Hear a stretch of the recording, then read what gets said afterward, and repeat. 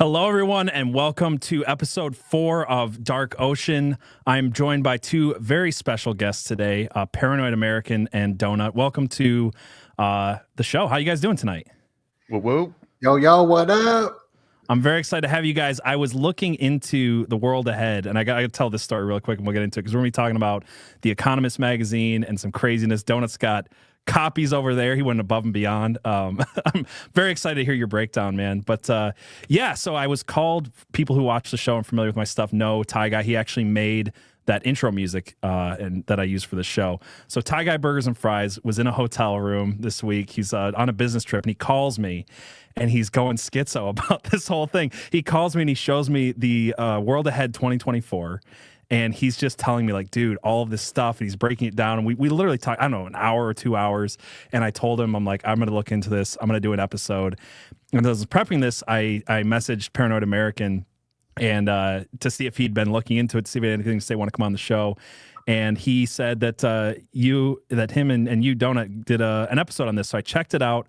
It was great stuff. So we're going to be breaking all of that down. But yeah, I'm excited for it, guys. So. And for people who are listening, I was going to put out an episode of Dark Ocean. I put them out Thursdays, 10 a.m. is what I've been doing, pre-recording all these. So this is the first live stream of this new podcast. So thank you guys for that. And then we're also streaming it to your guys' channels on YouTube, right? Yes. Thank you so much for the opportunity. And everybody, make sure to go subscribe to Dark Ocean. Thank you. Yeah, exactly. So let's jump into this. I want to get into the 2024 in a little bit. So to tell people a little bit about what happened, on November 19th of this year, The Economist released this magazine cover, and it's this collage of crazy imagery, and it's all kind of predictions. If you look at The Economist website, they actually call this the future-gazing analysis, predictions, and speculations. And I didn't realize that I was familiar with this. I'd seen some other ones in the past. Actually, I'll just bring one up now. I was going to talk about it later, but let's, if you look at like 2017, I talked about this one before, The World in 2017, and they go above and beyond with this imagery. It's just straight up tarot cards, like predicting what's going to happen in the coming year. There was a 2019 one, which is kind of crazy. That if you look at it, it's got, China at the top. There's a panda there, and there's even like a pangolin down here, which I didn't realize till I was watching your breakdown on this, Doenut, that I didn't know this before, but the pangolins were what were originally blamed for coronavirus back in early 2020, according to the Euro Group for Animals. And the 2019 is really when we started to break out. I know Americans didn't really think or realize it till early 2020, but that's when COVID-19 really began. So they've got some really interesting predictions, and I want to break down this 2025 cover. But again, what I was hoping we could do is start with this 2024 one and just show a little bit of how they might have actually been getting a lot more right than what seems appropriate or normal. Like you pointed this out too, Doenut, but if you read these articles, they're not really the same as what we're seeing on the cover. Is that true? I'm happy that you said that. Yeah, when you look at the covers and look at the symbolism of it, it breaks down a different story than when you actually read it. Like when I read The World Ahead 2022, for example, this is the cover, which we were covering the symbolism there, how it's the calendar wheel and a nuclear warhead. I read the whole damn thing, and it had nothing about the war with Russia and the other Trident country. I'm just not going to say the word for YouTube purposes, but the Trident country, and I'll show you I think I got an image printed out, but the cover did predict that. So as you can see right here, this is the cover of like the Economist magazine. And during the Super Bowl, it's all connected through like this color coding. This was a while ago, but this is when Biden went to war at 222 on 222, which was Pluto's return. So everything's astrological through these alignments, through different symbolism. Like we just saw Elon Musk wearing that Omega chain, and you were bringing up the lockdowns. They were naming all the sicknesses after the Greek alphabet. And the last one, yes, right there is the Omega symbol. That's 24. That's the last right here, Omega. which is connected to the Olympics that just went down. And coincidentally, during this Olympics of the 24, right, of Jupiter, but they changed it to this, which I thought looked like the Omega logo. At the very, very end, they had a symbolic breakdown where they were holding up the Greek flag, I believe, and there was a gold and silver, two creatures that were gold and silver with a secret society member going back to the Hashashin order, watching them do this ritual, very symbolic. I don't know where I was going, but there's a difference. Yeah, the cover, and I'll end with this. Sorry, I just love this topic. I've been like schizoing looking at it for so long. That issue that I was reading didn't bring up the biggest story, which was the war. All it talked about in it was the importance of aliens and UFOs and National UFO Day. That was the huge push. That's what's important in the magazine, was the alien agenda. So, yeah. Right. And in 2024, it's kind of the same thing. Like I kind of want to just go over this really quick before we get into 2025. But, and again, if you're listening to this, please come over to YouTube or Rumble. All the links are in the description, and actually watch the video, because there's going to be a lot of imagery, a lot of symbolism, all that good stuff for people who listen to this later. But right here, you've got at the top, you've got the hourglass. You've got not Biden. Biden's at the bottom. We'll talk about him in a minute. You've got Zelensky and Putin facing each other. And above, Putin, you've got the symbol of peace. Above Zelensky, you've got the bombs. And where it starts to get weird, because all of that stuff is like, okay, a countdown to a war and all that stuff, which it talks about. What I find the interesting right at the top is this image of Trump. And it's got the question mark right on his ear. So instead of, left versus right, because you got all the blue and red symbolism and all that stuff, and, is it Trump versus Kamala, which you point out to me, that image of the woman on the left is not Kamala, which doesn't look like Kamala, but I wasn't sure who it was. But Trump's got the question mark on him, which a lot of people have pointed to. Well, there was multiple assassination attempts this year, and specifically the question mark right on the ear. It's kind of eerie in that way. What do you guys think about that? Eerie. I see what you did there. Oh yeah, I wasn't even trying for that. Thank you. Yeah. I look at it like it's the right ear right there, question mark on his right ear. That's what he got struck with. The eclipses down at the bottom of it show the importance of the astrological alignments. The guy who took over this magazine, didn't create it, was Evelyn de Rothschild, who released the 1988 version of the fiat currency burning into the new digital currency. And we're seeing like Bitcoin all-time highs. This is all connected with blockchain technologies, world wars, and transhumanism as well. It's very, very deep. But Evelyn de Rothschild, he died on a beaver moon. So whenever there's these moons, these sacrifices go down, or eclipses, and they show the eclipse. They show the time running out, which is like Father Time, the hourglass. That's Saturnalia, or Saturn. In this new issue, 2025, where that hourglass is Saturn as well, like sitting there at the top. And right before this was released, we had the Jake Paul fight, which was huge, right? Right, yeah. And at the 33 seconds left, they say Father Time can't be beaten. And I believe this all is connected in a huge simulacrum, even going into food products, programming us from everything. Everything we look at sort of in the simulacrum is for us to obey or to imitate from what we see. Yeah. I didn't actually watch the Jake Paul fight. I did see your breakdown on some of it, though. What was your thoughts on that whole thing?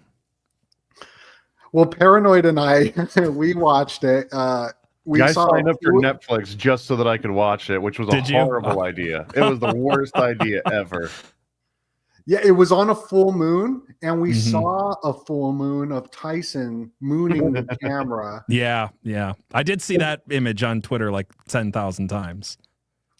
It was a wonderful way to end the year off with the last supermoon of 2024, going into 2025. But that issue 2024 had an alternative cover as well of the moon, which was Trump being the eclipse right there. And this is super deep symbolism in this as well. The date it was released, November 18th. Mm-hmm. That's the 322 day of the year. That's the day Adam Weishaupt of the Bavarian Illuminatus passed away, November 18th. Drake has a song November 18th. A very well-known day. This is the day that the cult Jim Jones went down on that day, which was one of the worst tragic events that's ever happened to there's just a bunch of am I wrong on this, but is because I might be misremembering this, but is also November 18th when the world Leave the World Behind came out? I thought it was in November of last year. So it could have. It was also because there's different release dates. A lot of things are released. Mm-hmm. Kanye likes to release a lot of his work on this date as well. A lot of artists do. Justin Bieber went into the metaverse on this date. TV shows are released on this date. It's a very big date. Leave the World Behind was premiered on Netflix that day it was released on December 8th, which is that's why the 8th. Okay, yeah. The 128 symbolism. I remember that now. Yeah.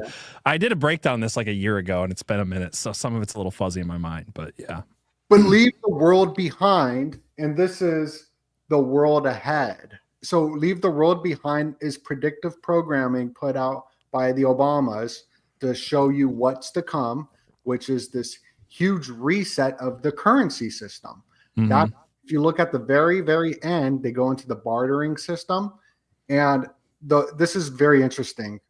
It was released on 12/8, 128. And the Francis Scott Key Bridge, they were called the Scots in Leave the World Behind.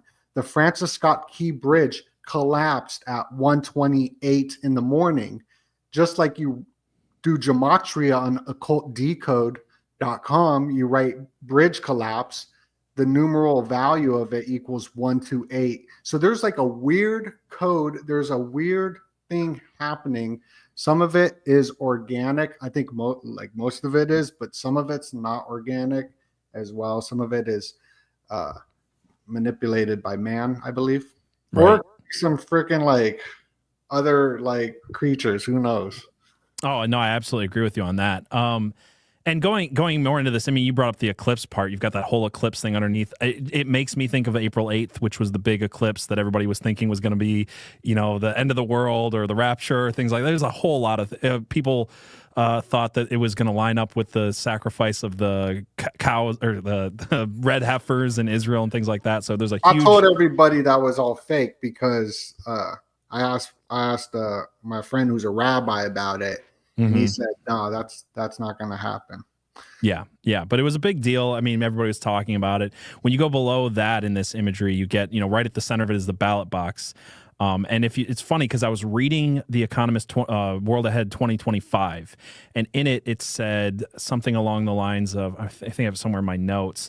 It called the ballot box Schrodinger's cat. As in that, until Trump's election, the world was in a state of superposition and that we wouldn't know how the world was going to be shaped until that election turned out. So definitely that symbolism right in the middle is interesting. They bring it up again. And we can get to the 2025 one in just a second, but in that one, the ballot box is broken, which I find very interesting. And it's kind of off to the side. You've also got, the whole AI thing going on over on the left, kind of this Illuminati AI God with red and blue wires plugged into everybody's brain. There's and if you go to the right of it, you've got things about the economy, the euro versus the I always forget what the other one's called, the pound, I think, right? The euro versus the pound, the dollar versus the yen. But then you brought up the Francis Scott Key Bridge, and there's kind of two things that people have pointed out about this one on the right. Either it's a reference to that, or it's a reference to the dock strike, the worker strike at the docks that happened, which was a big deal.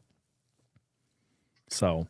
Right, and that's the currency it's going down right there. Mm-hmm. That's the graph of the currency collapse. This is why we're seeing Bitcoin hit all-time high because of because of this, because of there's no liquidity at the banks. I got to spend the weekend with Christopher Green at AMTV, who has been into crypto for a long time, and interviewing him, talking to him about it. And it's pretty much a liquidity crisis at the banks where people are putting their money. You can't go and do a bank run. People can't go in and get their money. They're putting it into crypto. And then every time we see it rise higher, we're seeing inflation as well. But we're going to see banks collapsing, which goes back to the 1988 edition of the Economist. Do you have that image pulled up so we can show people the 1988 edition? Well, yeah. I know you mentioned it a few times. I know what you're talking about, but so I learned this from this is an old school one that people have been talking about. I believe the Dollar Vigilante is the guy who brought it. Jeff, he brought this to, at least to my attention. This was originally the Amero, as I think what they would describe the original world currency. It was going to start with an Amero. What's an Amero? Well, just like the euro, they were going to basically make an Amero, which would have been a combination of Canada, United States, and Mexico, that they all would have combined into this one North American currency. But the European Union kind of like fizzled out a little bit. They're going through some pain, so they're no longer this bastion and like this perfect template for other countries to follow as it was originally being pitched. Is Amero like the USDC then would be today? I believe so, or I guess the new CBDC or whatever. Yep. The thing is that's going to be the newer version of an Amero, I think. Yeah. So this one I also noticed it shows, this is 1988. It says, "Are you ready for a one world currency?" And then it has 2018 written on the bottom. Is there any significance with that date? I mean, I know that Bitcoin came out in 2009. Did it have like its first huge uptick in 2018? I don't follow crypto stuff super well. You know what? I think there was a bull run around this time, around 2017. That's what I thought. Yeah. It hit around 20K. I was heavily into crypto, working for AMTV, Bitcoin Rich, producing this. So I was going to Singapore, interviewing people. I interviewed the guy who created Litecoin, like all that. We were going to these conferences and all this. So 2017 was that 20,000 cycle. And 2018, 2019, like 2020, around this era is when the world got locked down. There was this coin shortage. And just like looking at the symbols of it, it's the fiat currency burning and the rising of the phoenix, which is also a sun. It's sun symbolism. But the interesting thing is this coin it looks just like the stellar lumens, which is connected. This is their logo. This wasn't their original logo. I think they changed it because of this, or it is in line with this, but it looks like Saturn as well. We were showing it definitely does. The Saturn symbolism of Father Time. Kendrick Lamar will be performing. If you look up Father Time, Kendrick Lamar pops up. He's going to be performing at the Super Bowl and whatnot. But look at the color coding in a minute. He's black, but he's wearing white, and there's the red bricks behind him. Well, that's like the color coding of the Economist magazine and many others. But it is the Saturn at the top right here. We're coming up on Saturnalia, which is connected to Squid Games, and Squid Games is about to be released. But also the heavenly bodies, the stellar cult, it's called stellar, right? You got Saturn. These are going back to these ancient cults. They were worshiping the stars and whatnot. Right. Sun gods and moon gods. Right here. Right. And then you said sun gods and moon gods, which is like the Olympics ceremony ritual. Oh, I'm happy you said that because I got right here, right? Yep. So this Olympics ritual, the whole world was watching it, and we saw this is the world, right? And there was this event sort of that happens. It looks like where everything goes dark, it goes black, just like in Leave the World Behind, right? And then they reopen it with the lights on, but there's a bridge going through America, through Africa to Australia. And this is what the bridge currency, they're going to bank the unbank in Africa. So this is like a bridge currency ritual with the gold, the silver, and the assassin, the Hashashin order. But like, what's going on with like the silver? I like to look into all this stuff like a schizo. I hate Taylor Swift. I think he's talking about the Swift system. But yeah, it's fun. We break down these things. We have a good time. No, this is good. I want to come back to this. There's one more thing, if you don't mind, I want to talk about with this this cover really quick. So, well, I guess three things maybe, but just to work through this. So like the next one. So obviously on the top you've got the whole eclipse thing going on, but then I find this eclipse one interesting because it's red and blue. Obviously, it's an election year. Maybe there's different ways to interpret this. I've heard some people say, because in the middle here you've got this eclipsed, black question mark, maybe uniparty thing is what some people have said. I think you could also look at it as in like the left and the right, or the red and the blue kind of switching, and we did see a change in power from Democrat to Republican in 2024. Do you guys have thoughts on that one before I go to the thing that I find crazy? Another interesting part about that is that the blue and the red circles on the bottom that are like flopping around. This I forgot the exact name for it, but the old school 3D glasses, the old glasses, they would be one red, one blue, the way that it would work. Right. And if you look at where they converge on this picture, it is the only three-dimensional object on the entire image. So there's also like an interesting, it's almost a perspective shift. That the perspective shift is the only thing that gives you a sense of depth in this entire piece. I just thought that was an interesting thing. Wow. Yeah, I mean, there's a whole lot I could say about the party shift thing. I'm not party shift, not like that, but with the changing of power, it does seem like my concern is always that whoever's in power, it'll be those guys were bad, so now we're in power and we're going to kind of get people to go along with us because we're not the other guys. And I want to come back to that thought with some of the symbolism in 2025. But what got to me is at the bottom with you got Biden and Xi Jinping facing away from each other. Shout out to Xi Jinping. Yeah, ching ching bang. Pooh Bear, right? I think is what you call him. Yeah, Pooh Bear. Yeah, Winnie over here. So you got Winnie and Biden facing away from each other. And this is where it gets weird to me, because you have a hurricane, which there's nothing in the articles at all about hurricane, but it's connected to this whole green energy thing. You've got a hurricane connected to wind, and obviously connected to these rocks at the bottom, these rare earth minerals. And just to maybe quickly remind people, I found a quick TikTok I want to just play to explain kind of this, because I did a whole breakdown on what happened in North Carolina and the possible acquisition of I think it's the King Mountain Mine is what it is. I'm forgetting the names, but I just want to play this one real quick. Remember we were talking about the conspiracy around the hurricane stuff? Yep. Literally after we stopped filming it, I saw like 10 or so posts talking about this area in North Carolina that is one of the world's largest deposits of lithium. Oh gosh. And it's in a residential zone. And they've gone to these people supposedly and said, we'd like to purchase your land, and they all refused. Are you kidding me? And now that exact same spot is wiped out. This is Maui all over again. It's lithium rich in this area that was wiped out. And so now we have to keep an eye on that area, because what the flip are they going to do there, dude? But people won't be able to afford to rebuild. So if someone can come in and cover like the remaining mortgage, families will go somewhere else and start land. Yeah. So this lithium rich area taken out by a hurricane, these people cannot afford to rebuild. And now we're kind of seeing the effects of that. But on the other side, during this exact same time, there was something else happening on the other side of the country that not a lot of people talked about. And if we go back to this image really quick, you see that you've got Xi Jinping and you've got a fire connected to, connected to EVs, connected to, again, like some type of rare earth mineral. And I found this one here about. Well, I think the rainbow one is crazier. The rainbow people.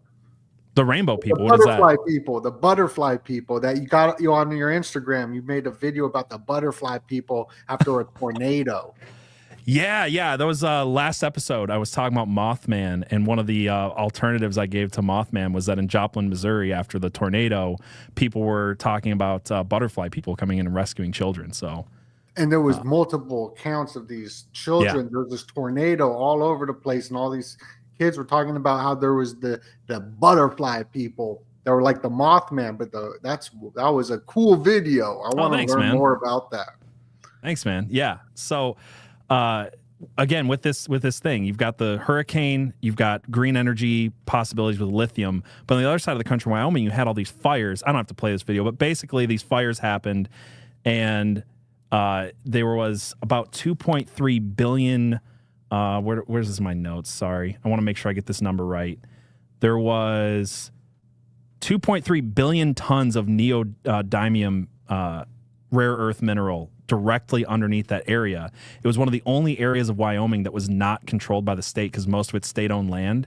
And they actually have a clause that says that during an emergency, they can come and take this land for mining. And that's exactly what's happening. The stock price of the mine goes up. So literally at the same time, everybody's kind of looking at North Carolina as they should. But on the other side of the country, you've got the exact same thing going on. So I find, again, this whole thing at the bottom is the weirdest one to me because you've got, again, fire and a hurricane both leading to different types of green energy and these rare earth minerals. I actually had I'll try to find a picture, but if you look up neodymium when it's like mined raw, it actually looks exactly like this little white square here.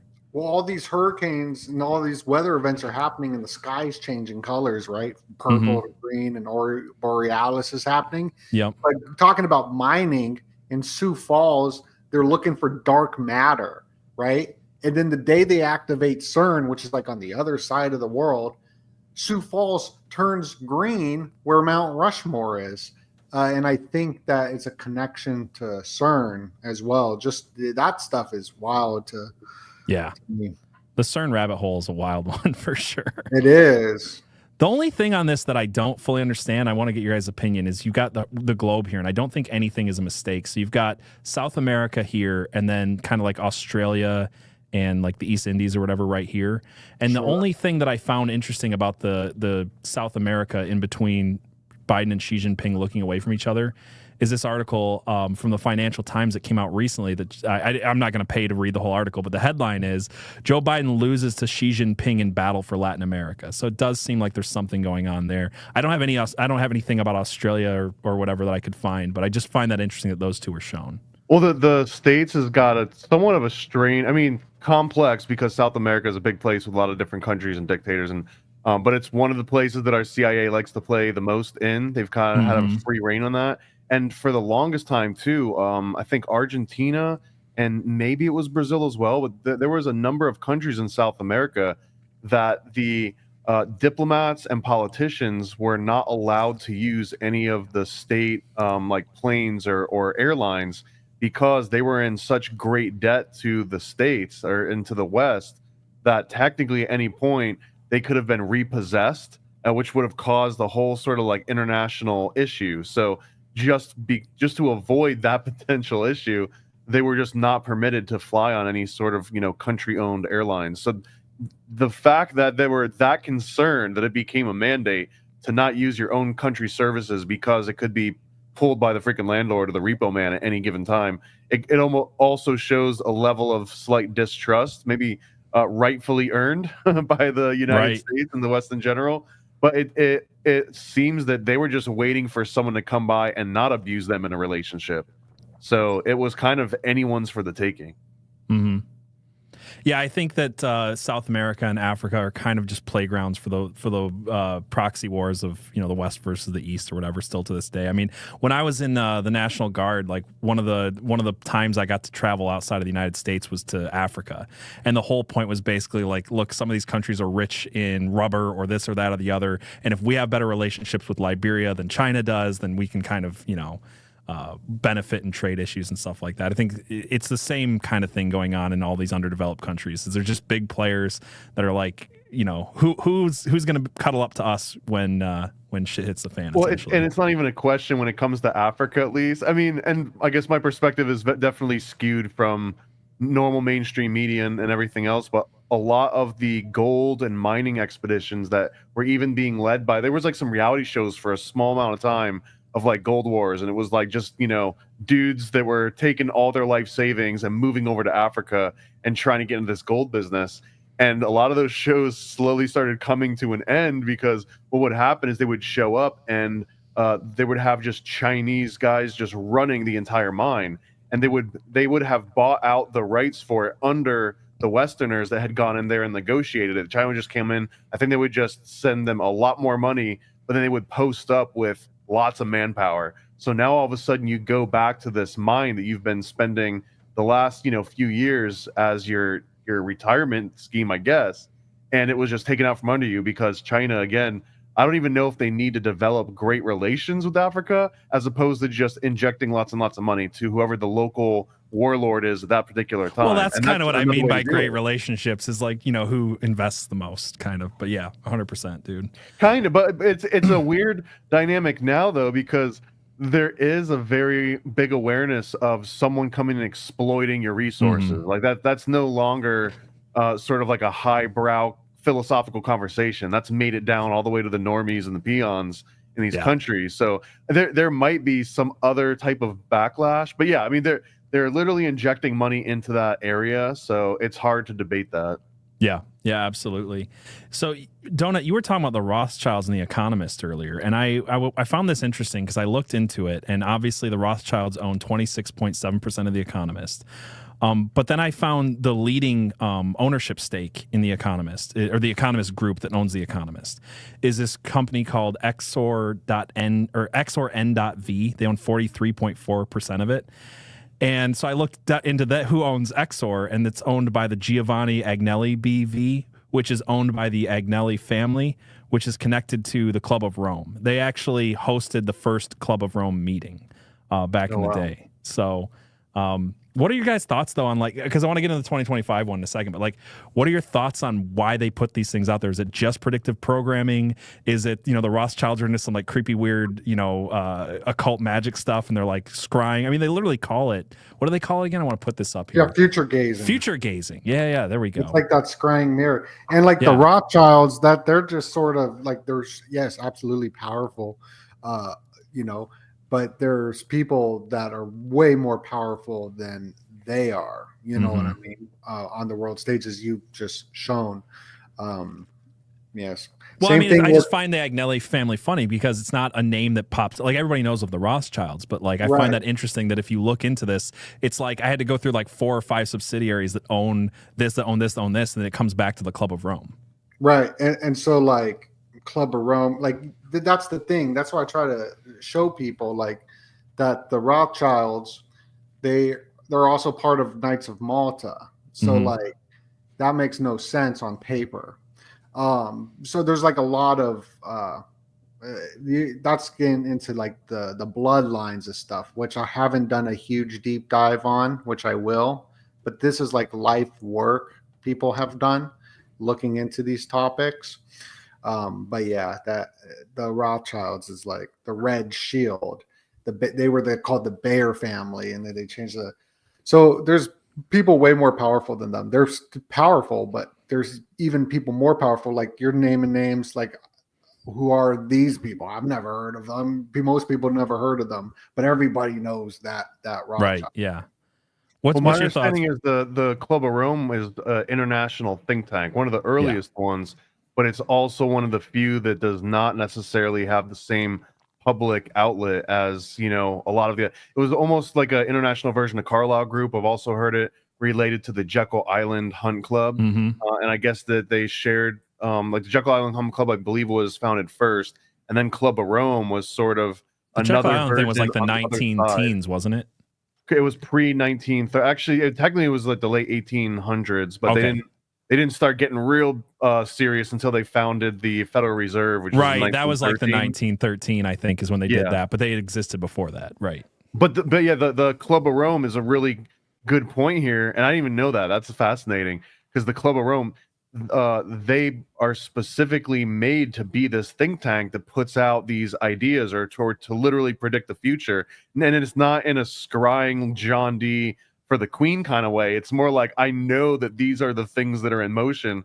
I would almost equate it to Waterside Talk at Bohemian Grove, where you have experts that are saying no, this is where everything's headed because I'm actively working on making that so. That's very similar to what the Club of Rome would represent. It's not outsiders scrying and trying to determine, like, future gazing. It's literally them telling you this is what we have in the plans. And if some of this doesn't come to fruition, maybe something went wrong, or like we had to go with a plan B at some point. But this is far more, these covers for The Economist are far more than an artist interpretation that's like loosely piecing all this together. What's funny about sorry, finish your point and then I'll bring it up. I just want to mention that this also plays really well into the fact that the inside of these magazines have nothing to do with the cover itself, because you would have to write like a Bible-sized book to really cover all the different things that are coming out, and that would destroy the entire. It's like explaining the entire joke, right? Yep. The symbolism loses its meaning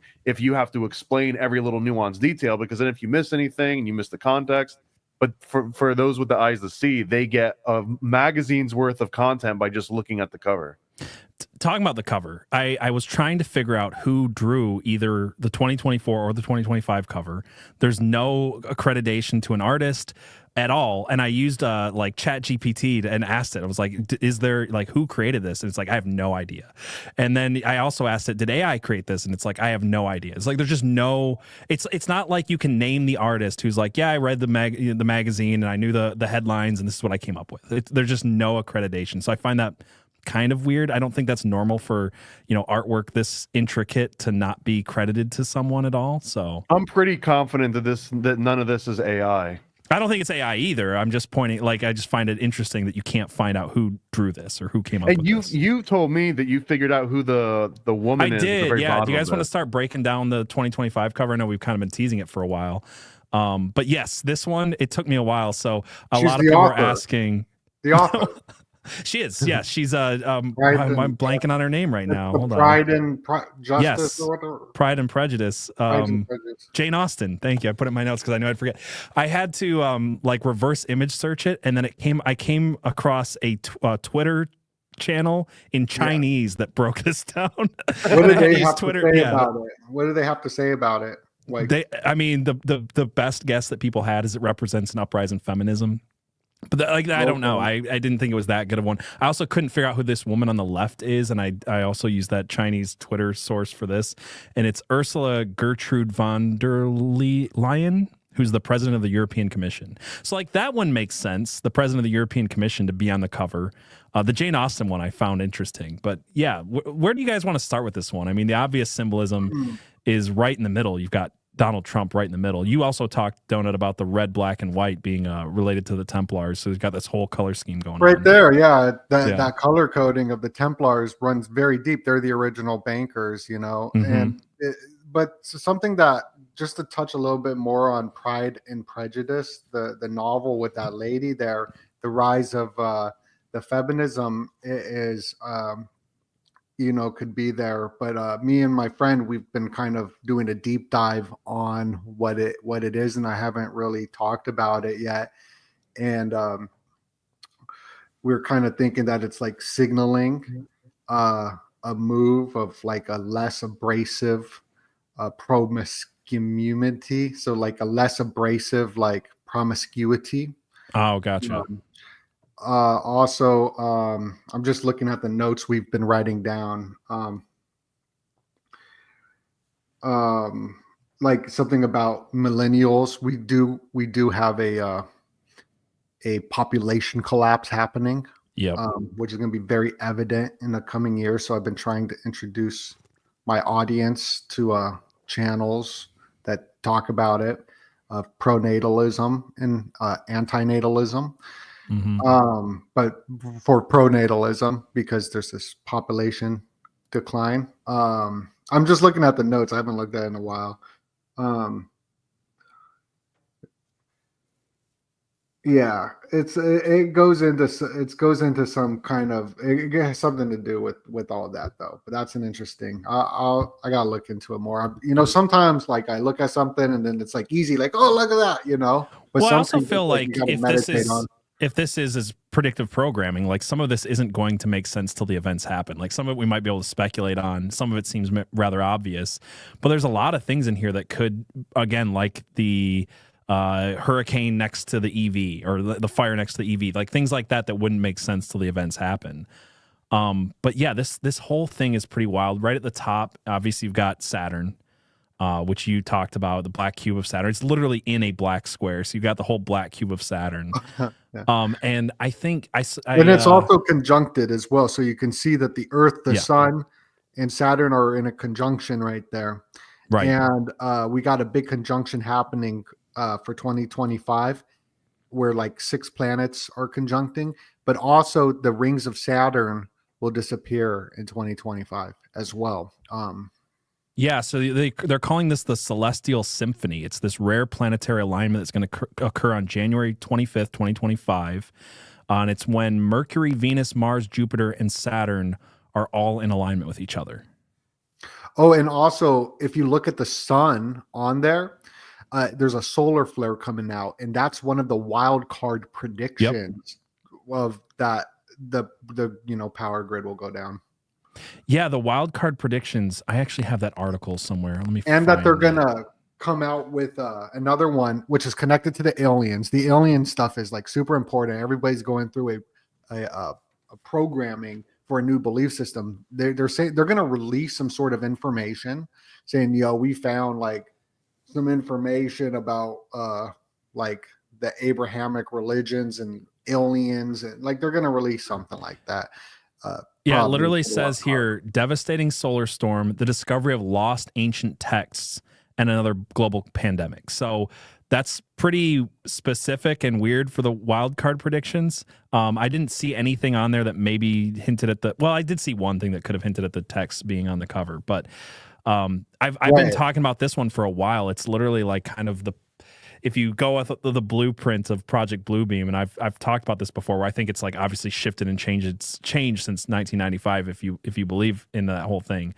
But the idea of lost ancient texts changing people's view on religion has been something I've been on the lookout for the last few years. It seems really like since 2017, they're kind of signaling at the possibility of some type of Project Bluebeam thing. What are your guys' thoughts on that? I mean, it seems the Celestial Symphony, if you believe that anyone in power actually cares about astrology and astronomy and using any like planet alignment, like this would be the day to do something, or at least I would say more appropriately, this would be the day that you would set a plan in motion. It doesn't necessarily have to be, I guess, doing it that day at the exact time. It's got this apocalypto, like He-Man Skeletor sort of feel to it, like a over the top cartoony, like right on the nose. But I think it's more about when you start a plan in motion that you kind of embed it with this other energy, very Moonchild-esque, right? That's the real reason for it. Yeah. Oh, Skeletor. That's what Skeletor would do. It's like as soon as the Celestial Symphony, Skeletor, let me. Did you see CKY where they do the Skeletor song? No, I didn't. I think that a big ritual on one of these celestial alignments is going to be on March 20th or something like that. March 20th at 2:01 a.m. I believe there's going to be some sort of massive ritual for sure. Like they pick these certain dates, and what's happening on March 20th? That is when the I think it's called the vernal equinox. Do you have a thing you want to put up on, or is that down here? Yeah, you could pull this up real quick. This is like a little slide that I made for the spring equinox, which makes this X, right? It's all about the X. I posted it actually on X that I said March 20th, 2025, 2:01 a.m. the 322 Skull and Bones ritual will happen, and it got deleted. X deleted the post. Really? Which was weird. And then I just reposted it again. So that's just something that I put up there. And also, I got like I think like 700 or something people watching over on my YouTube. Please smash the like button. Share the video out. Go subscribe to everybody's channel. Please. Pretty please. And also, Illuminati Comic is doing wonderful as well, and I just want to let everybody know that Paranoid and I got the Illuminati Comic, and we are almost past 30,000 raised. If we wow, we're really close right now. Oh my goodness, we just had someone sign up, and we are so close. We're almost at the 30. 1,000 raised. I would We are love to see one Illuminati yacht club away.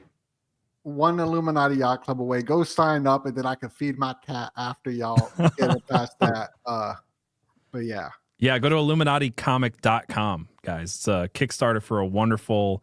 Do you guys want to talk about that for a minute? Hell yeah, we do. Of course. Yeah, man. It's super exciting. Bernard, go.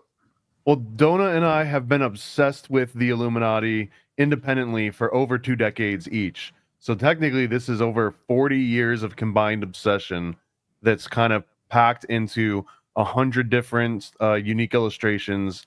It goes into Jesuits, Rosicrucians, Freemasons, Bavarian Illuminati. It even goes all the way to modern day. You got a picture there of Prince Andrew and P. Diddy, and we've got like Madonna and Katy Perry and Doja Cat and all of that. Like no stone unturned, essentially. This was our kind of love letter to this entire topic and a way to show all the different rumors, all the facts, the fiction.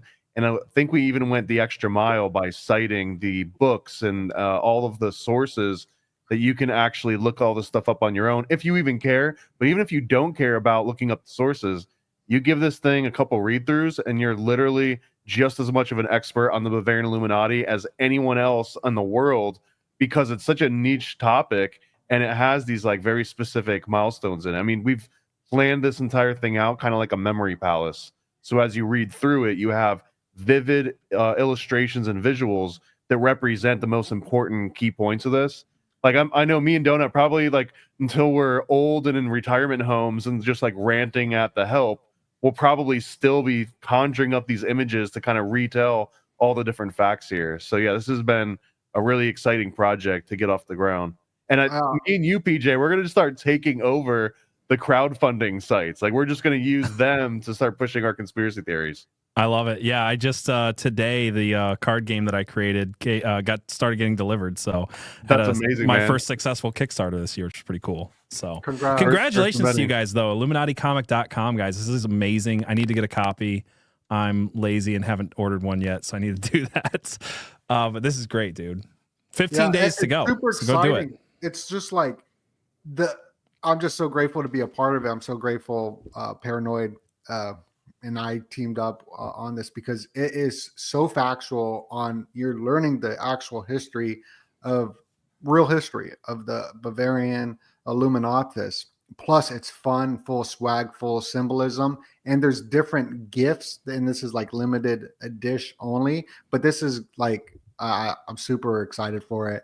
It's really, really good. Please go, click the link below and back the project. We're almost past that goal. Once we get that 30,000, the cat gets fed. Otherwise, the cat doesn't get fed. Yeah, guys, come on. Do you need another reason? I see Ice Sun. Shout out to Ice Sun over on Rumble. She just did a wonderful episode with me on Real Conspiracies. It comes out tomorrow. So if you guys want to check out Real Conspiracies, REEL Conspiracies, it's on Rumble, it's on YouTube, it's anywhere you listen to podcasts. She said she hasn't bought one yet. So, I'm going to shame her in the chat really quick, even though I still need to buy one. What are you waiting on? This is the Illuminati comic book. This is literally, I mean, I'm going to do it as soon as this is over. Grandiose, but this is the definitive Illuminati comic book. There really won't be anything else like this ever. Yeah, absolutely. Go check it out, guys. No, I think that what you guys are doing is awesome. You've had a couple of really good comics.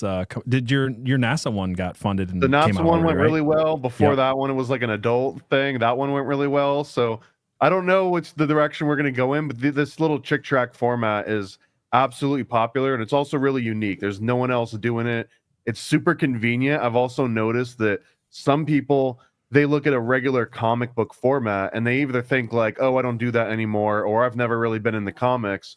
But you take that and you shrink it down into like a little pamphlet, and now all of a sudden it gets over that mental barrier. It doesn't feel like someone's rejecting a comic book for kids.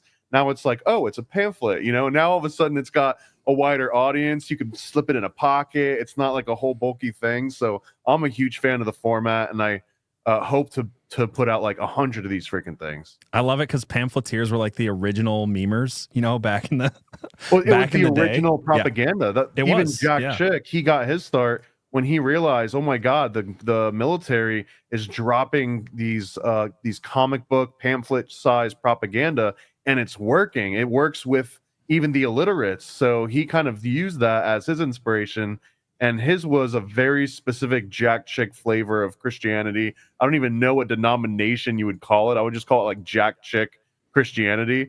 But he went all out and he made his whole thing through those Chick tracts, and it worked really well. So it would be silly not to stand on the shoulders of giants. And I would even point out too that Jack Chick gets no respect because if he were actually acknowledged as a comic artist, which he absolutely was by every definition, but if you were to give him that title and say that he was a professional comic artist, he would be the most prolific comic publisher in history. So there's another reason to like push him off into that weirdo religious closet and like don't let him out. Yeah. No, I love it. I want to get back to this really quick. We were talking about the sun solar thing. When I originally saw this, and I agree with you, I think this is a solar sun thing now, but I originally was trying to figure out why Xi Jinping was across from nobody while you've got, Putin and Zelensky again across from each other, Trump's in the middle. And I thought that this might have been a representation of Mars and, Mars being the god of war. But what I do find interesting is around Xi Jinping, oh, you think you've got Mars? I originally did, but now I'm looking at it and it makes more sense. It probably is. And the reason I thought that is because next to this, you've literally got the yuan. I thought it was the yen, but I guess I don't know how you say it. YUAN, the Chinese currency. Yuan. You've got a symbolism of it going down, yuan or whatever, yuan, I don't know, going down. And then you've got like these silicon chip things. So I was wondering if this had to do with the fact that all of the silicon in the world essentially comes from Taiwan. So that's and that there's silicon? Well, I was just like, these look like computer chips. Actually, issue. I had a interesting observation about those chips. That what is that? The most dangerous place on Earth? What is that? Taiwan, the most dangerous place. Which year of The Economist is that? This was it's so blurry. It came out like in 2020 or something. Gotcha. Yeah. So what were you?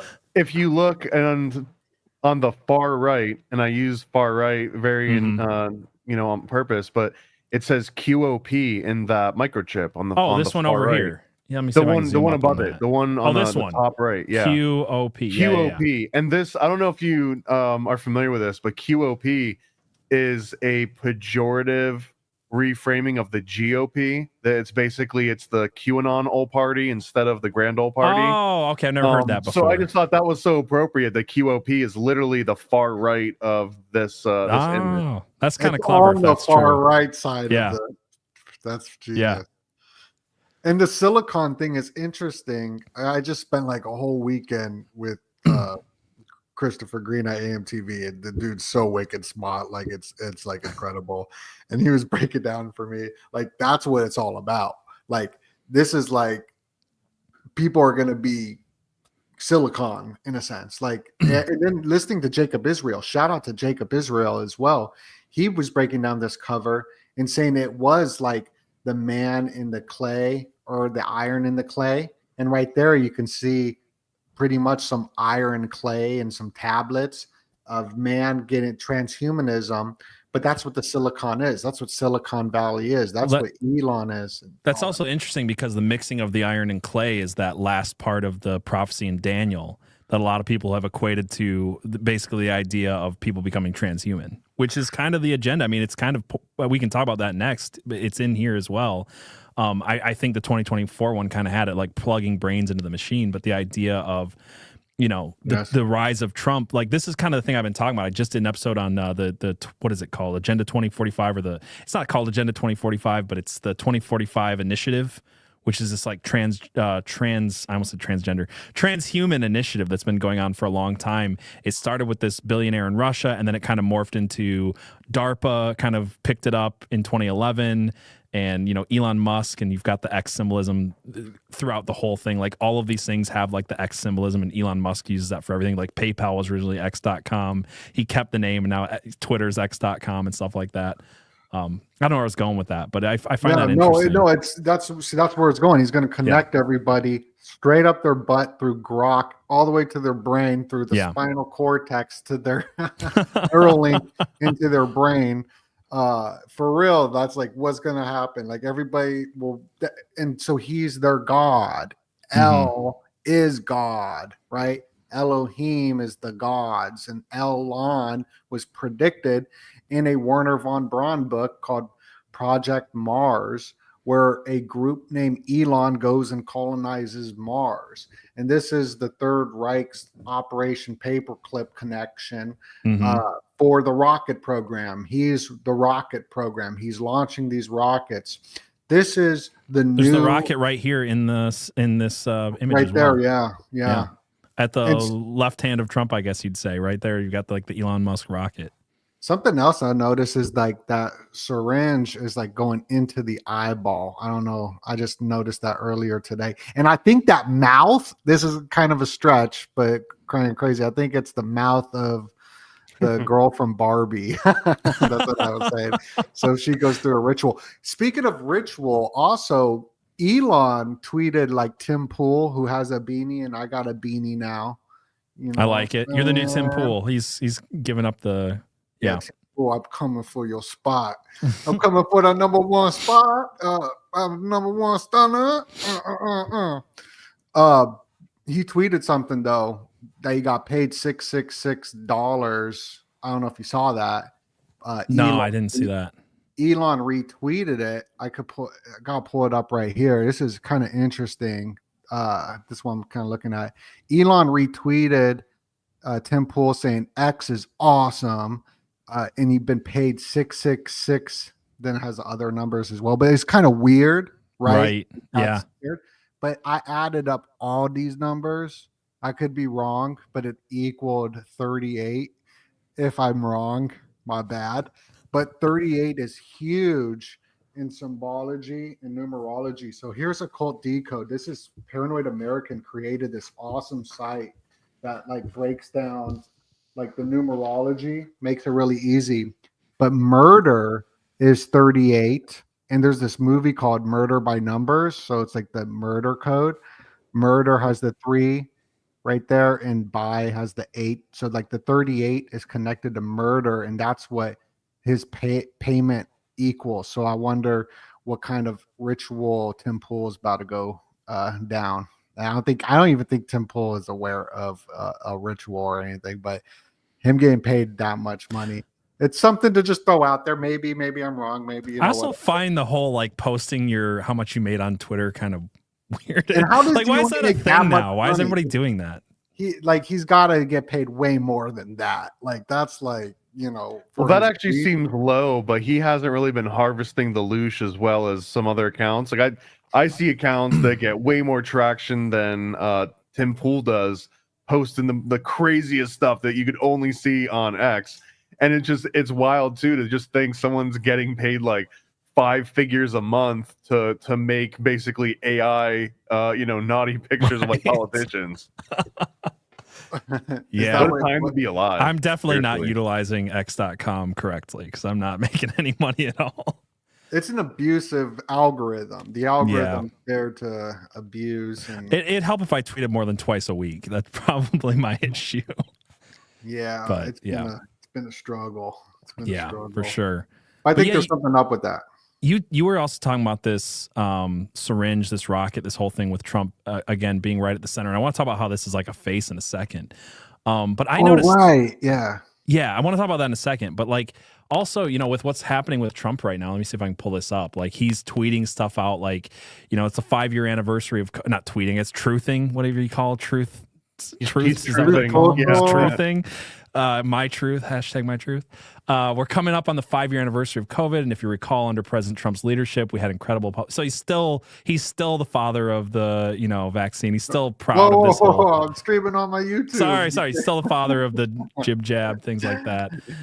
He's still proud of it. He's I got traumatized from. I'll try not to words. say any too naughty words, but he's got a new Surgeon General pick, Dr. Jeanette Nishawat. I don't know how you pronounce her name, but she calls the jab the gift from God.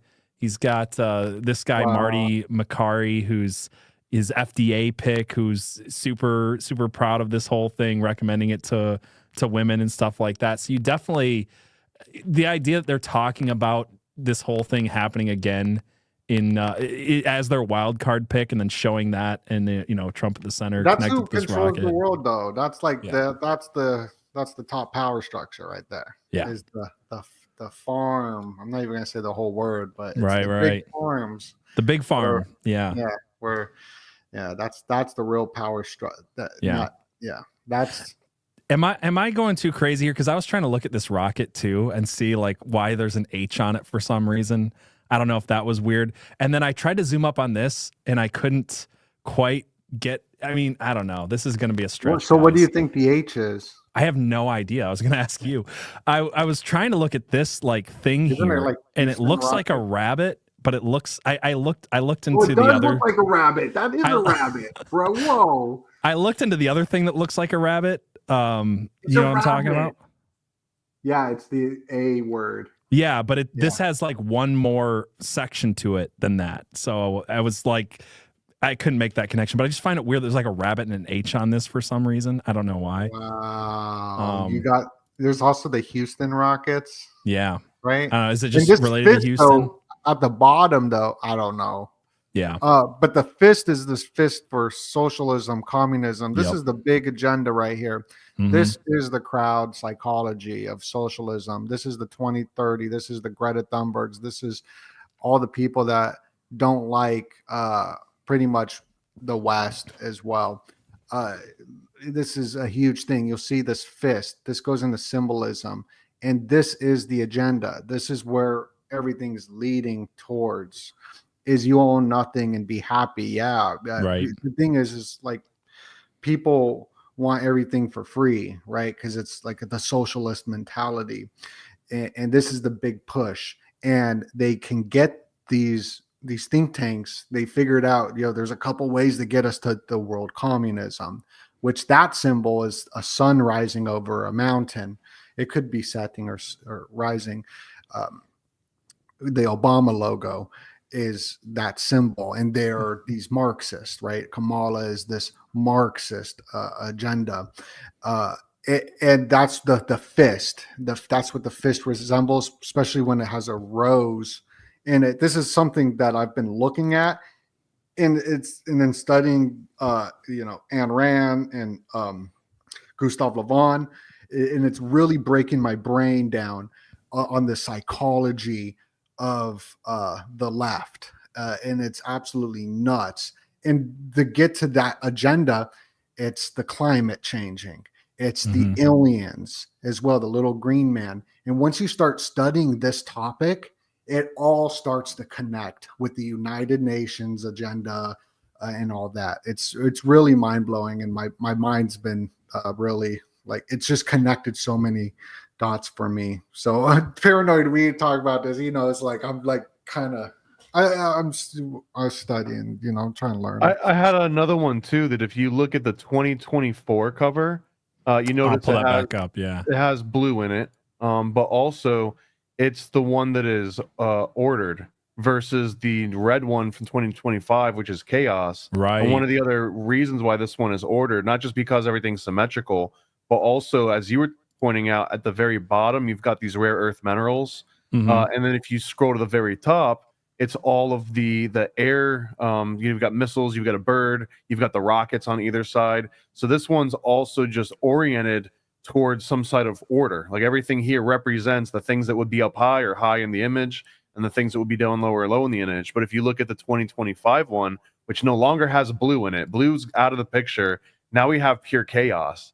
And Right. I guess the way that I look at these compositions, but both of them are comprised of a bunch of different images. This one in particular is almost like a collage, but I almost see these as like breathing. So like all of these squares, if you were to breathe out, they would all kind of like go to the outside and leave a big negative space in the middle. And then as you breathe back in, they all kind of like converge, and it's just pure chaos. So the previous one was this like big breath of fresh air with the blue and the Democratic and the right wing, like all kind of in balance, all in pure order. Right. And now we have absolute pure chaos. You've got rockets that are on the bottom. You've got arrows that are on the top pointing down. You've got arrows on the bottom pointing up. And if you also look at the left two arrows that are pointing downward, that's implying that if this were sort of a circular shape, that it would be turning counterclockwise as opposed to clockwise. So I just think that all of these are like slight little hints that this is pure chaos. That is interesting about it turning left, because this one, this down arrow here, like all these other ones, like you've got this up, next to money, next to Trump, like Trump's going to raise the economy up, is kind of like what you would take away from this. Right here, you've got the yuan going down, or the yen going down. The rise of the right and the fall of the left. Right, but like this one, the only thing I could link it to is that it's next to a ballot box that's broken, is like maybe just trust in the electoral system just is completely gone now or something like that. Like I do find it funny that there are people who don't trust what happened this November from the other side, who said it's always trustworthy every November forever. Except this one time. Except this one time, well, and, they came up with the chads term and deep state. Not a lot of people know that was created by the left. Not that that's a bad thing or anything. Right. That was when the left was sort of well, also the Obama wasn't born in America came from the left as well. People forget that. It was Hillary Clinton. Hillary Clinton in particular, yeah. Oh, damn. Yeah, so that's wild. It is funny. Hilarious. It's like I always say to people, if I read a book and a lot of studies on this, like it's not that the right is more conspiratorial than the left. Everybody believes in conspiracies. It just depends on what they are. I mean, Trump Russia was like the biggest conspiracy that the left believed in. They believed in the P tape. They believe, you know what I'm saying? Like everybody believes in conspiracies. It's just that people are more likely to believe in conspiracy theories that agree with their political values or whatever. So well, the birther one is such a great example too, because of the birther thing is basically Hillary Clinton farting in an elevator and then blaming on Donald because he was the one like remaining standing in there. Yeah, no, it's exactly what it is. I think everybody forgets that she's the one that pushed the birther thing until that's so funny. I didn't know that. Yeah. Yeah, man.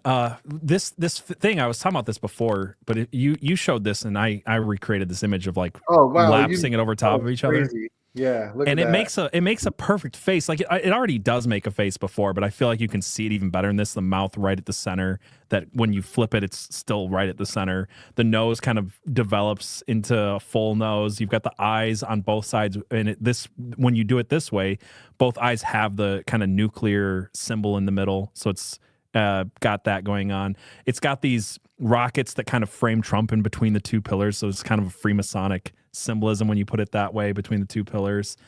I find the thing interesting, and what I wanted to point out as well, we were talking about Saturn earlier, but I would also look at Saturn as like in the third eye position. So it's kind of perfect in that way. You've got the literally like center, chakra top of you said that 2024, I don't know if you said this on the show, but we were talking about it before. 2024 is kind of looks like the Kabbalah tree of the Sephiroth. And then in this, you've got this like center top chakra, third eye, Saturn, black cube thing going on. Yeah. I don't know. Yeah. That 2024 edition, I broke down how it is the tree of life, the Sephiroth as well, with all the different dots, which pops up in a lot of symbolism.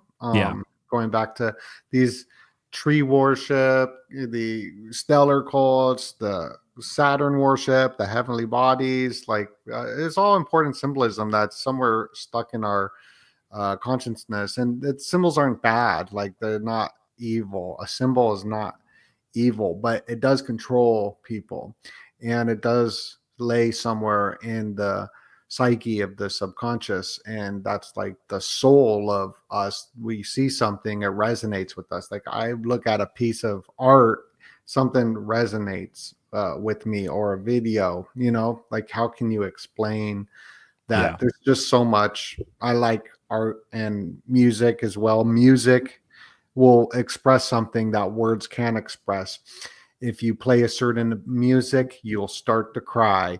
You'll start that words could not do.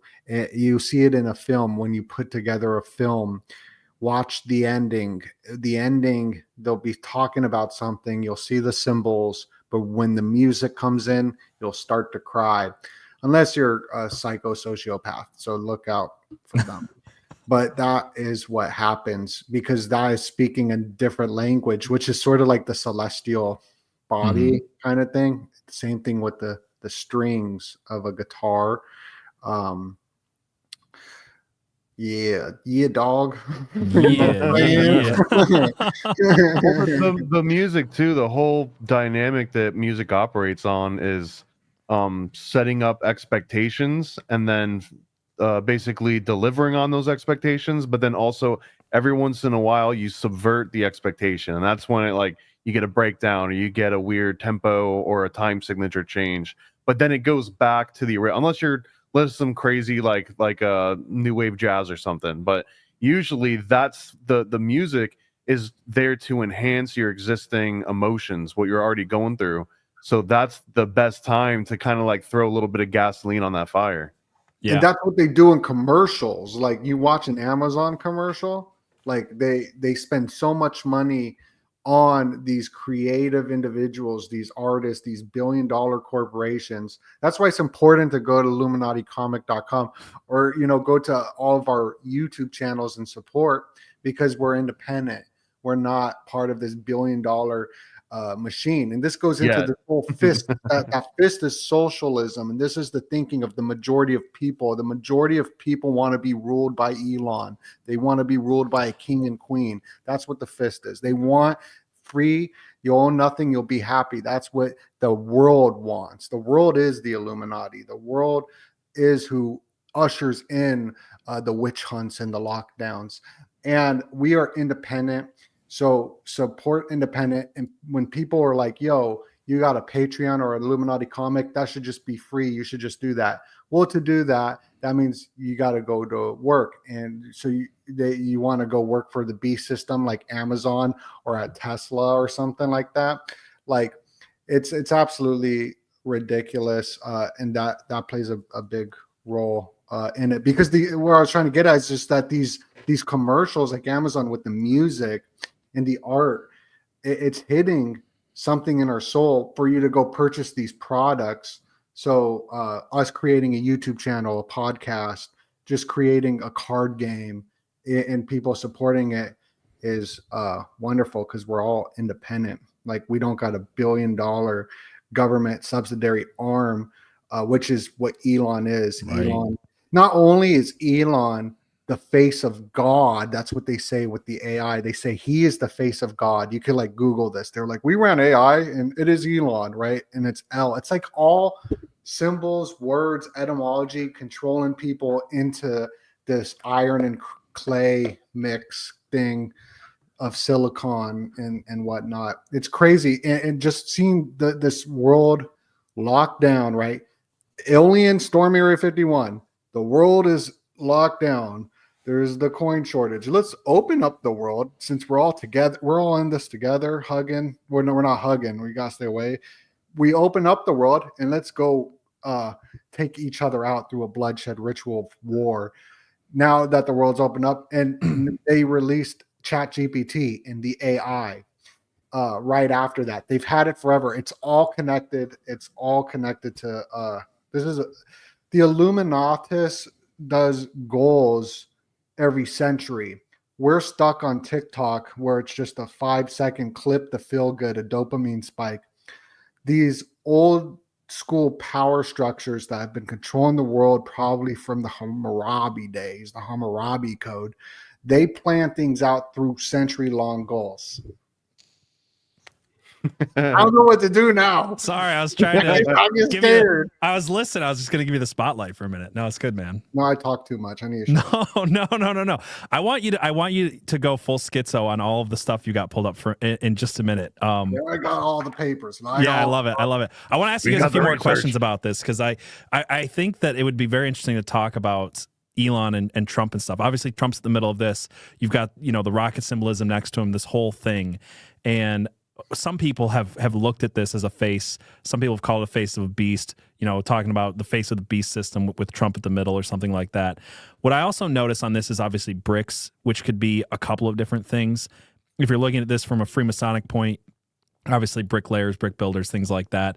I've also wondered if it had anything to do with the brick system, since this is The Economist. It's talking supposedly about the economy, even though there's a lot of other weird symbolism in here as well.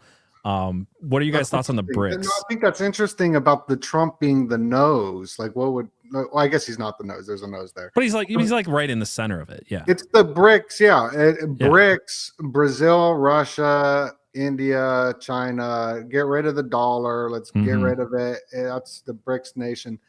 I think you're on point with that. That's my read too. Yeah. His symbol Is that can it's have about the multiple brick meanings. Yeah. Yeah. Brick There's system, multiple, I mean, whatever. Yeah. there's multiple meanings in a symbol. You know Right. what I mean? There's an Right. esoteric and an exoteric as well. Mm-hmm. Yeah, that's a good. I think you're on point. Also, when the Masons like to flex, you pretty much never see them flexing with bricks.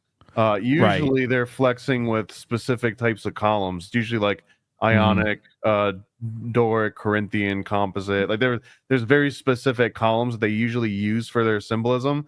A lot of maybe modern Masonic lodges are in like brick buildings, but just because of any other brutalist style, sort of, like utilitarian crowd. But yeah, like obviously brick layers, but it's not the same context, I don't think. Like usually Masons like to take all the credit whenever it's like, oh yeah, that's totally us behind there. But it's usually not with red brick. Right. Yeah. Oh, and they're interesting. beyond bricks. I mean, some people have pointed to it could be, an East versus West thing as a callback to the Berlin Wall. But I'm also noticing that there's beyond bricks, there's chain link fences, which makes me think with Trump in the middle, chain link fences. I'm definitely thinking about the border. AOC's crying somewhere in the background. Exactly. There should be AOC crying right there. We should remove Jane Austen, throw in AOC next to a chain link fence. But I do wonder though, talking about this beast system, that if immigration, if what's been unleashed over the last 4 years, which is Doenut still, did he go away or does he just change his camera? I'm Okay. here. He Okay. was pat in and out. No, it's all good. So with the fences and talking about this whole thing, I wonder if some of the symbolism that we're getting is this idea that trying to fix the illegal immigration problem, if that's how we'll see the ushering in of digital IDs. Because whatever I think when the right comes into power after a long time of the left being in power or whatever, seeing it go crazy, is I hearken back to 2001. And it's easy to convince a certain type of person, the red fist communists, of more government control. But in 2001, you got the right pushing for the Patriot Act. You got the right pushing for all kinds of things that they wouldn't have normally done, but because, terrorists are going to win if we don't let them, you know what I'm saying? I wonder if this whole idea of a digital ID would actually come through as a problem or as a way to fix the immigration crisis. You've got like the problem reaction solution going on. Maybe, although I'm not sure that going back to that whole Gustav Le Bon crowd kind of thing, but there's this certain mentality that if it were a slow burn, if it were something as complex as immigration, then it would almost imply that there would be like a rational, well thought out approach that people can sort of debate it. But usually when you see these large changes, 9/11, a great example of the Patriot Act, you'd even say the 2019-2020 thing was like the moment that everyone says, okay, Dollar Store can reprint all of their, their branding. Everything's $1.25 now, and everyone can like raise the prices. It was an acute, very specific moment in time that created so much chaos that everyone was able to change their strategy up a little bit, and it didn't seem out of place. So I think that the solution, or to usher in any of these major changing things, would also have to be a very acute trauma, something that throws everybody off their balance. You got to get like clocked and you're a little bit like seeing birds and stars for a second. And that's when the new things get ushered in. Very rarely do these large changes happen without being like preceded by some specific catalyst that, look over here. Like you need the magician's misdirection before you can pull the rabbit out of the hat. Yeah. Well, the 2019-2020 thing that happened, it definitely got the left saying digital ID, great idea. Digital passports, things like that, a great idea. And I guess I'm over here wondering, okay, so what's going to be that acute trauma that gets the right on board? I think you were so on point with what you said about that's a perfect. I didn't even think about that. The immigration, like the invasion. Well, the meme right now, and it's not wrong, but the thing that's being pushed around on the right wing Twitter right now is 6 million military age males came to this country over the last 4 years, and that's more than the United States military. So I guess what I'm wondering is is the immigration problem going to rear its ugly head with something really awful because we've let in 6 million military age males over a porous border for 4 years? Is that going to be okay? This is bad enough that the way to fix that is some type of digital ID system. Well, yeah, I think that's really on point. Like if it caused a terrorist attack is my point, right? Like you've let so many people in that it becomes like a real issue. I'm just speculating here. This doesn't even really have a lot to do with I think that's image. pretty good. I never even thought about that. That like the Patriot Act, it's patriotic, right? Let's get rid of all of our freedoms. It's patriotic. Same thing's going to happen when all the banks collapse. They're going to usher in the freedom coin. This is the freedom coin, but it's really the CBDC coin. We've already kind of like got people on board with like Doge is the way to fix the government, right? The Department of Government Efficiency. It's also the same thing as Elon's digital coin. Like I definitely see that as a thing that could happen in the next couple of years. Yeah, and that goes back to the Doge of Venice as well. Like it's all etymology and symbolic, and it's to usher in certain things through meme. The mimetic magic is how you control the population through these symbols. So the most powerful person on the planet was Donald Trump, arguably, when he was elected via meme magic. Like he was elected by memeing the fake news. All the funny memes he did got him to the most powerful position, arguably, in the world. And then Elon is the meme dank daddy master or whatever. And he just memed Dogecoin. And I was telling my audience that Dogecoin memes, this is to introduce the blockchain technologies. And everyone's like, you don't know anything about blockchain technology. Like it's just, but that's what it is. It's just to introduce stuff. Yeah. It's wild. No, I definitely agree. I feel like I've been waiting for Donut to like interrupt me and just go with his screen and show me all the crazy stuff pulled up. So you want me to? I'll do it. I'm gonna step back for a minute and let you guys kind of explain. I feel like I've been talking too much. I want to hear what you guys think. Okay, we're gonna break it down for me, man. This is Chan. He's actually a Russian agent, and he controls this. And then the Master Mason controls Chan. So it's like this, like bloodline timeline. I'm allergic to cats, but let's get schizo with it.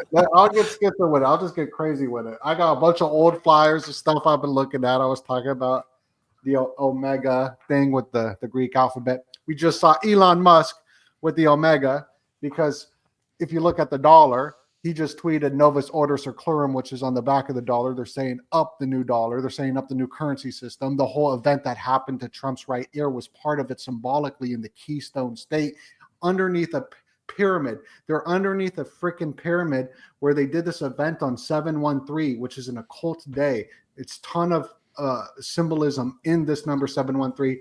Epstein was arrested, I believe, on that day, 713. Or he was assassinated. So there's symbols everywhere. And these are just old slides of symbols. I've been always just connecting the dots of like the USB cord. Like how many times do we see this USB symbol? But have we ever looked at it? That it's a trident. And it's also the PlayStation, like triangle, square, circle, which is the same thing that the Squid Games use. And the Squid Games is based off of Saturnalia. It's that's where Christmas comes from. It's Saturn's day. Saturn. This is just a funny image of Greta. Well, you said Squid Games. Squid Ink. What did I say?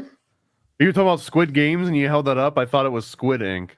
It kind of looked like it was. It does, yeah. Right? Yeah. And so Elon is saying that they're going to Europa, just like the Economist magazine.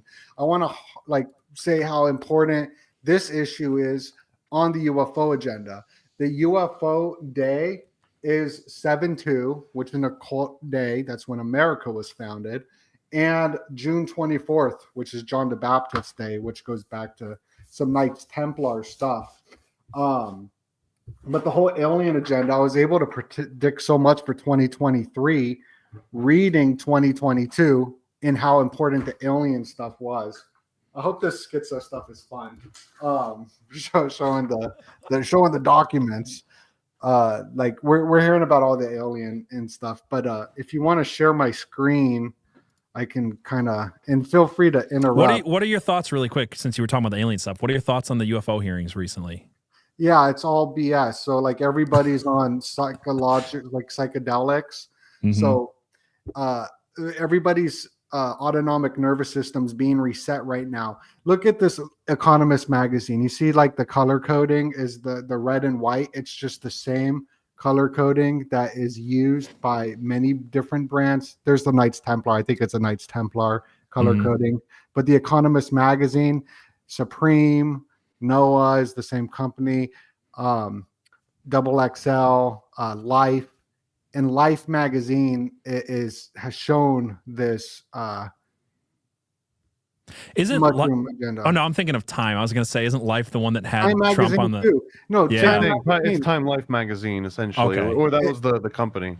Well, I was thinking of the Trump in the golf cart. Do you guys remember that before exactly the Ryan Ruth thing? Right. Yeah, he's in this damn magazine predicts so many things. Yeah, it's crazy. Like, I mean, I could keep going, but I don't want to. No, man, I'm here for it.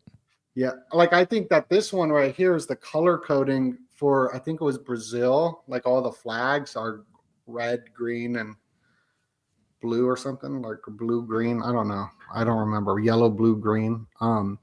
But the alien thing and the UFO hearing is for the alien agenda. This is crazy. The 2012 edition. This is the year of the dragon.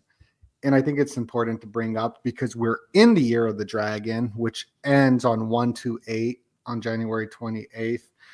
And it says a rough guide to hell. And then you got the Middle East conflict. You got the Middle East conflict right here. The paragliders too.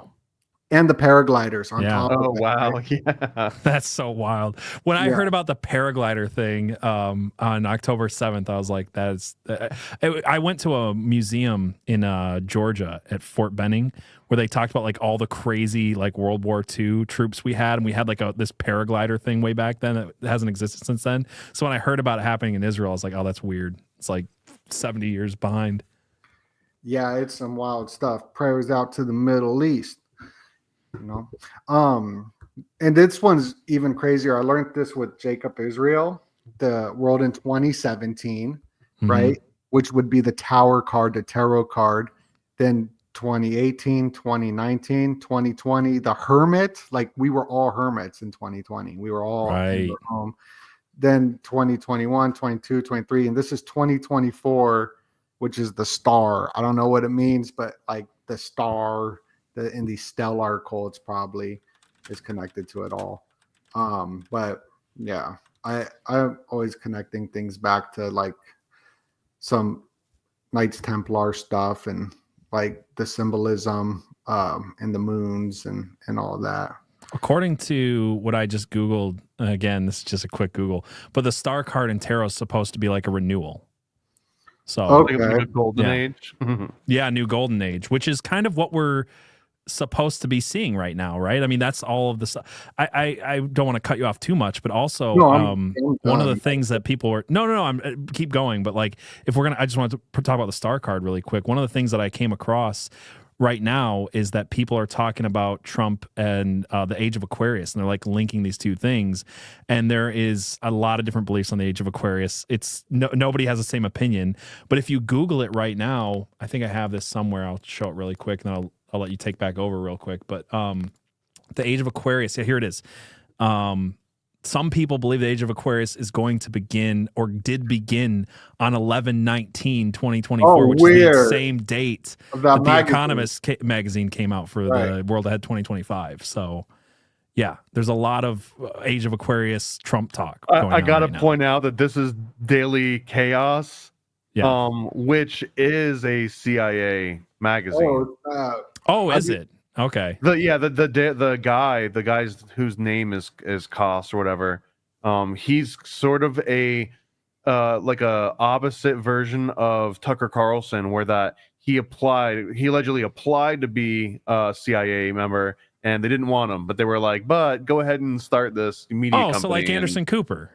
Anderson Cooper, Tucker Carlson, the Koss guy, all of them. I just have to point that out whenever Daily Chaos comes up that. It's almost positively a CIA outlet. Yeah, no, I believe it. I talked about Anderson Cooper and his internship at the CIA, and then he just happened to get into his position, and it definitely has nothing to do with Mockingbird at all or anything like that. Yeah, sure. no, he went around, he tested it out, and he was like, it wasn't for me. I'm gonna go and do this other thing and be wildly successful at it. Right? Yeah, that's how that works. So yeah, I don't have any more stuff pulled up really on that, but that whole Mockingbird thing's interesting. How the entire alternative media is all coming from these big corporations, and they're blaming everything on Hebrews. Yeah, I think these covers too is a good example of how Mockingbird could go. Where I don't think that the cover itself is telling someone the entire story. It's almost like these are the election results. Like if you know what to look for in these covers, and you're reading The Economist, and you know it came from Club of Rome and they came from the Rothschilds, that all of those things that we talked about at that last meeting, here's the results of all of the things. And if you know exactly how to look at it, then it can be conveying actual information in a very Mockingbird way. right. Yeah. Also, like, think about the Bilderberg group, right? This other kind of Club of Rome type group, these think tanks.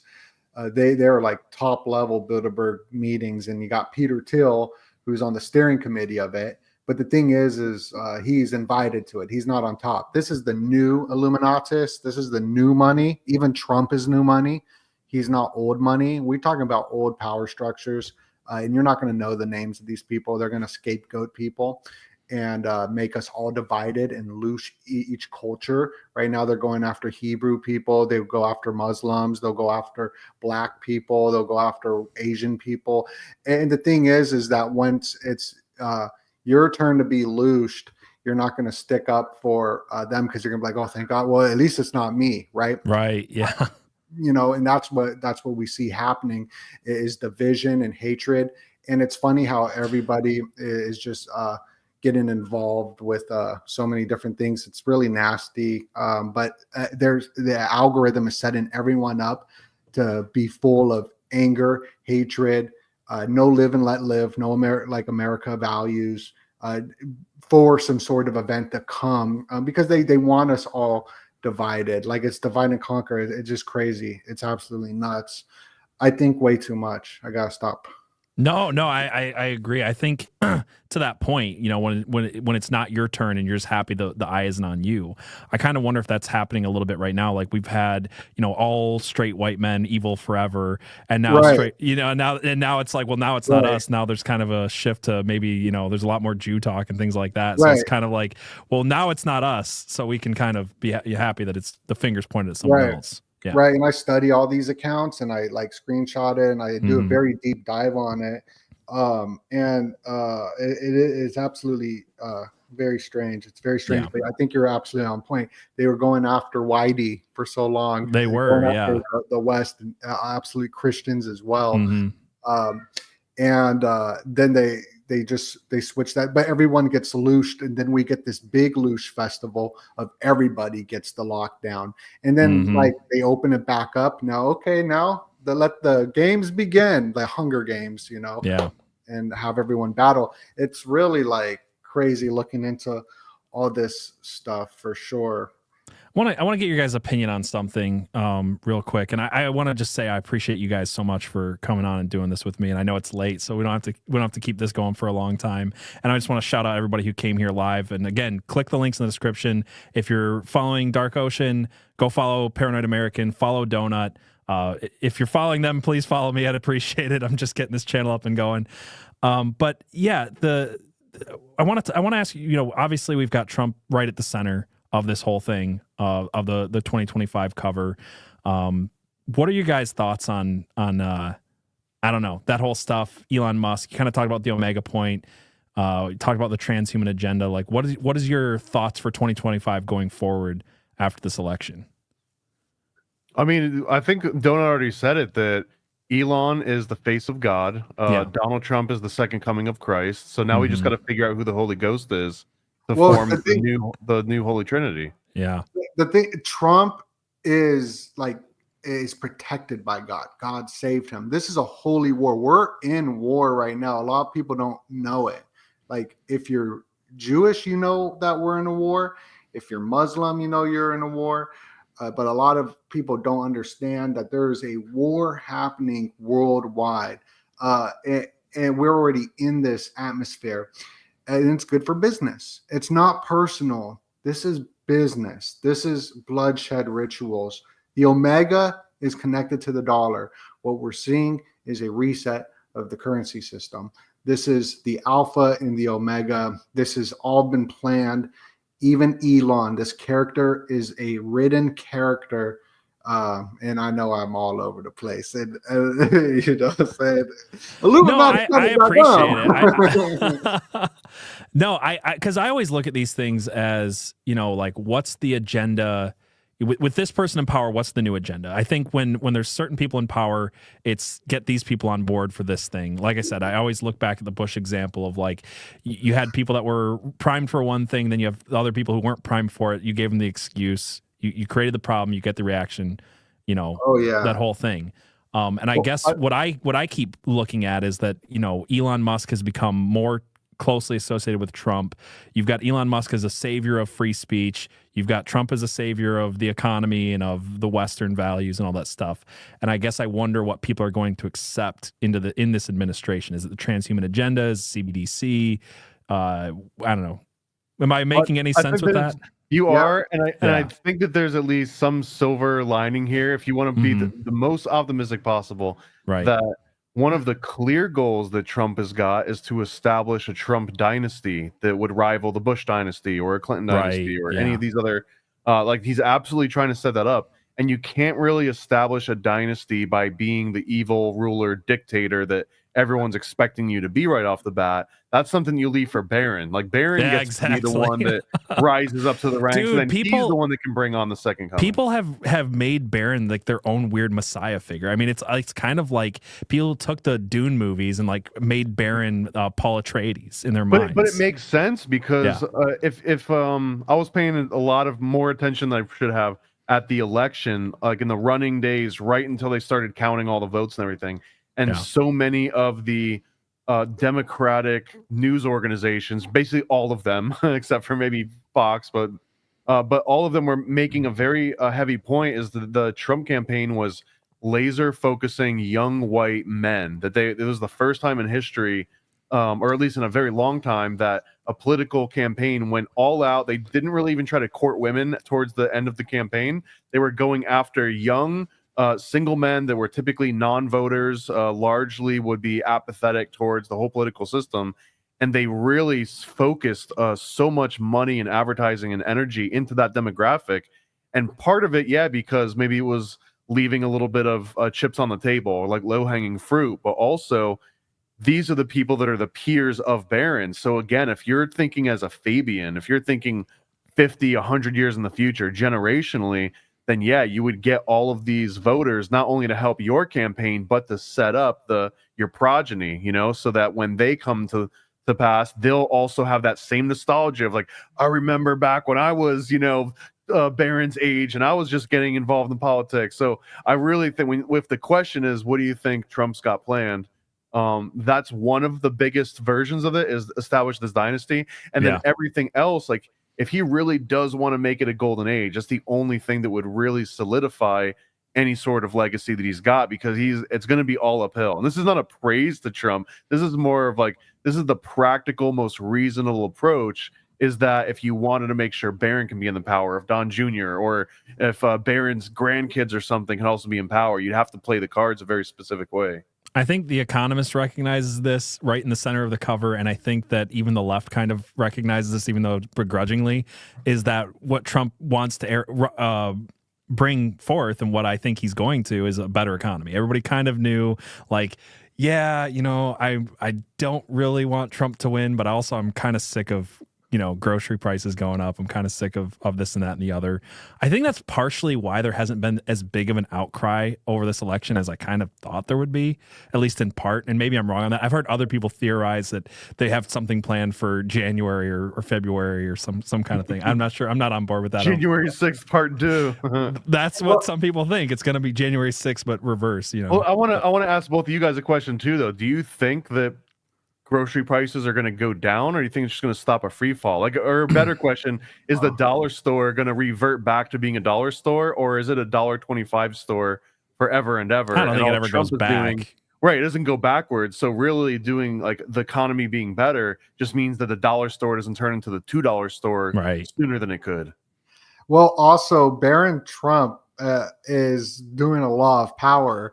He's never spoke. Does anyone know what he sounds No, like? I've never heard his voice. He's viral right now on TikTok. You kidding? Is he? Really?